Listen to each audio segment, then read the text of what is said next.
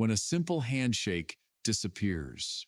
Cameras locked in. Kate Middleton, the polished Princess of Wales, stepped forward, hand outstretched in flawless royal form.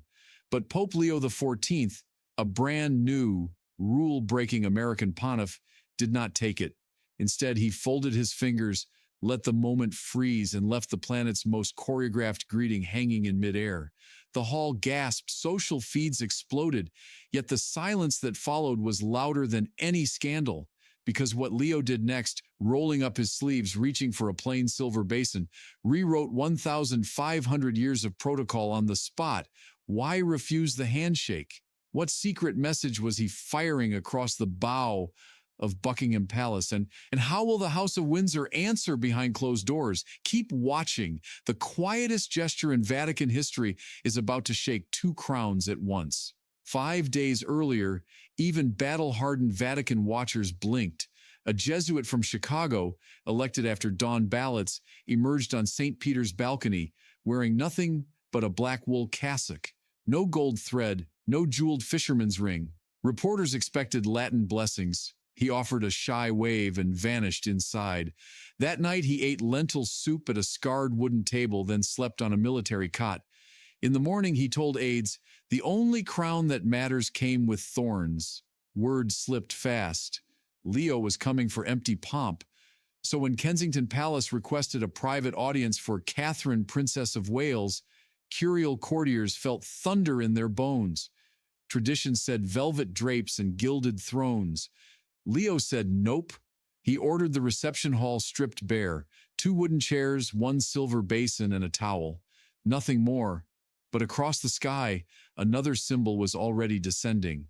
37,000 feet above the Mediterranean, Kate rehearsed her lines. Today, faith meets grace, tradition meets tomorrow. Her stylist straightened an ivory coat dress.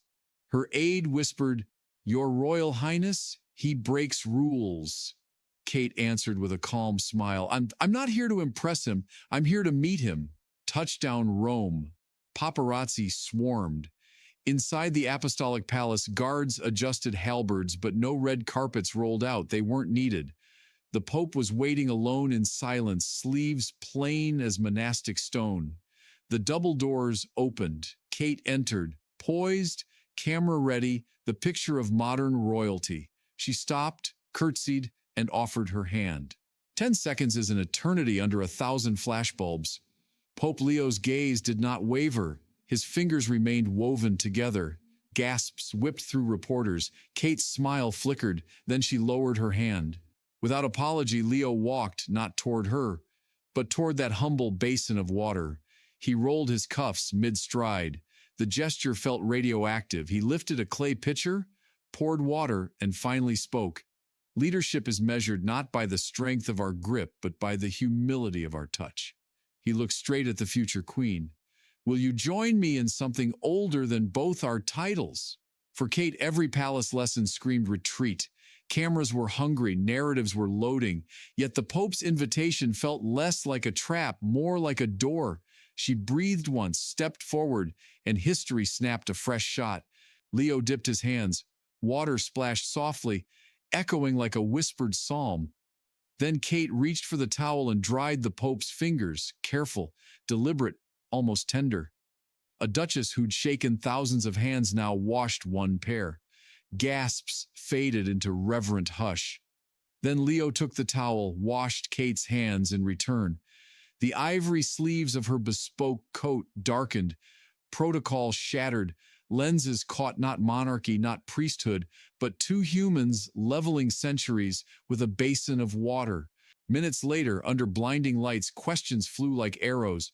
Holy Father, was that a political snub? Leo, a hollow gesture teaches nothing. I chose meaning over applause. Princess, were you humiliated? Kate, surprised? Yes.